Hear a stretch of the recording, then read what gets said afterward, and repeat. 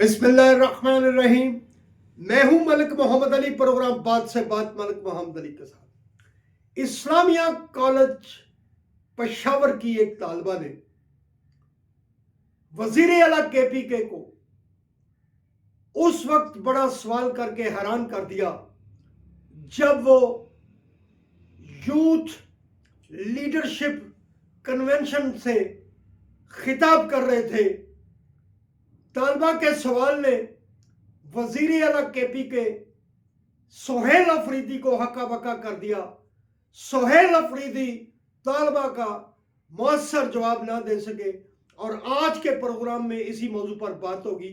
और प्यारे दोस्तों, जिन दोस्तों ने अभी तक हमारे चैनल को सब्सक्राइब नहीं किया, प्राय मेहरबानी वो हमारे चैनल को सब्सक्राइब भी करें, लाइक भी करें और शेयर भी करें।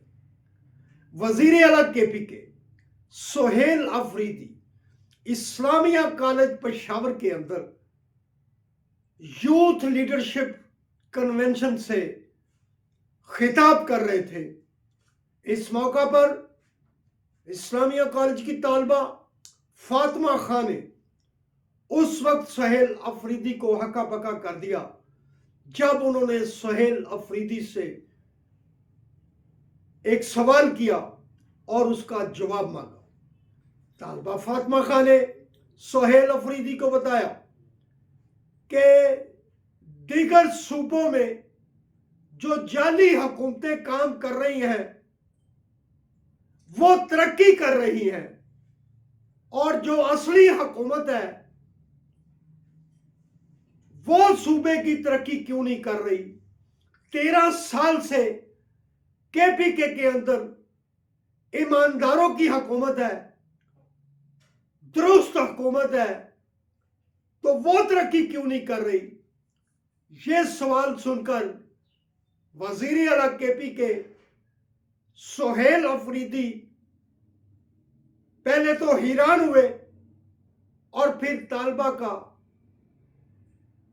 वो सवाल जो था उसका वो किसी तरह भी मौसर या जमहूरी अंदाज में जवाब नहीं दे सके, बल्कि उन्होंने मुफस्सल जवाब देने की बजाय तालिबा को कहा कि लगता है कि आपका तल्लुक किसी और सियासी जमात से है। ओ सोहेल अफरीदी, अगर आपसे कोई बात करे, आपसे कोई सवाल करे तो वो कोई दूसरी जमात से ताल्लुक रखता है क्या। तालिबा ने इतनी बड़ी बात की थी तो आप उसका मुफस्सल जवाब देते, उसे बताते कि 13 साल के अंदर KPK के अंदर तहरीके इंसाफ ने क्या काम किया है, तहरीके इंसाफ ने कितनी यूनिवर्सिटियां लॉन्च की हैं, तहरीके इंसाफ ने KPK के अंदर कितने कॉलेजेस बनाए हैं, तहरीके इंसाफ की हुकूमत ने KPK के अंदर कितने स्कूलों को अपग्रेड किया है और कितने नए अस्पताल बनाए हैं, कितने मेडिकल कॉलेजेस बनाए हैं। इसके साथ साथ दिगर तरक्याती काम, देहातों के अंदर तरक्याती काम कितने किए हैं, शहरों के अंदर तरक्याती काम किए हैं। जंगलात के हवाले से एक बड़ा दावा था कि 1 अरब दरख्त लगाए जाएंगे। उन दरख्तों का हिसाब कौन देगा, कितने दरख्त लगाए थे और कितने कहे गए।